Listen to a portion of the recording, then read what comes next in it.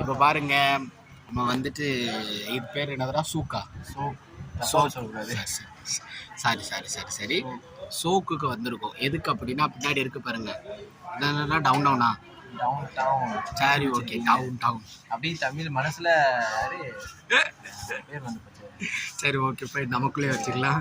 பின்ன எல்லாம் தமிழில் பேரை வைங்க. அது என்ன டவுன் டவுனு, சோக்கு, சூக்கு? தமிழில் பேர் வச்சா நல்லா இருக்கும் பார்க்குறதுக்கு, கேட்குறதுக்கு.